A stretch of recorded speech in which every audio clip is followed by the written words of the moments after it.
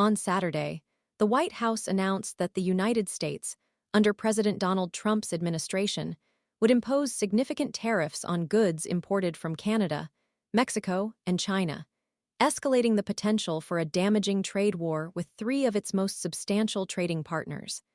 This action marked a significant escalation of trade tensions and promised far-reaching consequences for the global economy. The administration's decision highlighted a protectionist stance, prioritizing domestic industries over the benefits of free trade and global economic integration. Specifically, goods originating from Canada and Mexico entering the U.S. market would face a hefty 25% tariff, while Chinese imports would be subject to a 10% levy.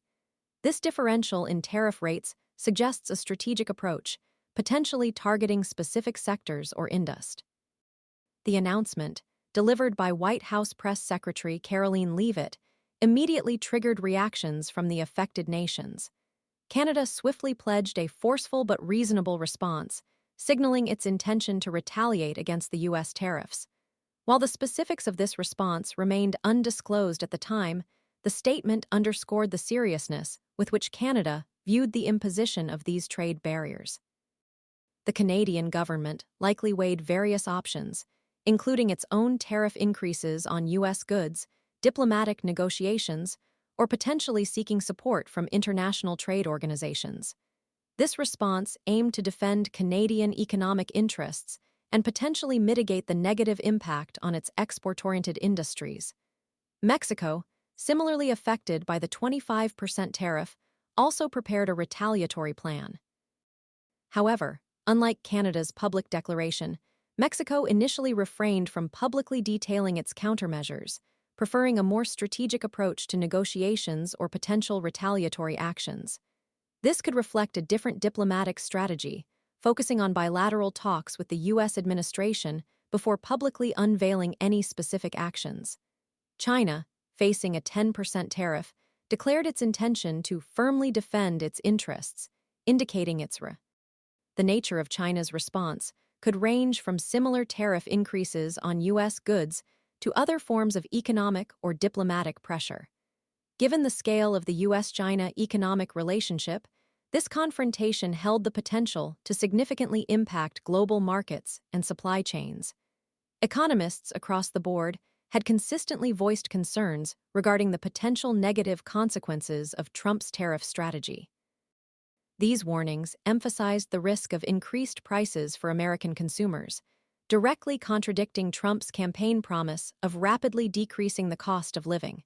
The imposition of tariffs, as economists pointed out, shifts the burden of costs from importers to consumers, ultimately leading to inflation and potentially reducing overall consumer purchasing power. This runs counter to the stated goal of providing economic relief to American citizens.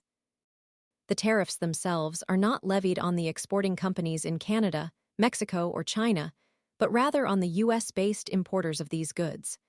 These importers, or their designated customs brokers, are mandated by U.S. Customs and Border Protection to meticulously document every imported shipment, including details such as product description, value, and origin.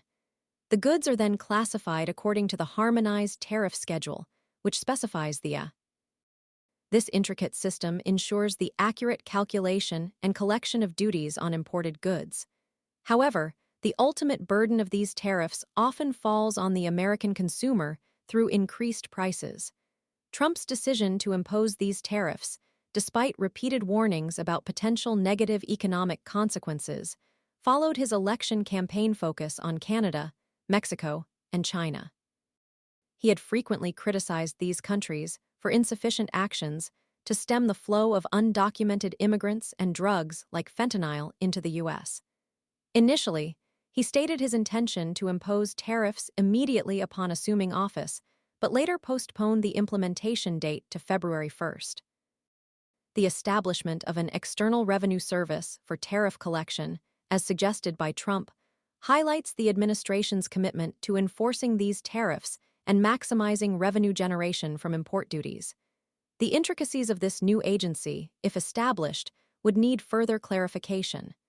In summary, the Trump administration's decision to impose significant tariffs on Canada, Mexico, and China represents a bold and potentially risky gamble.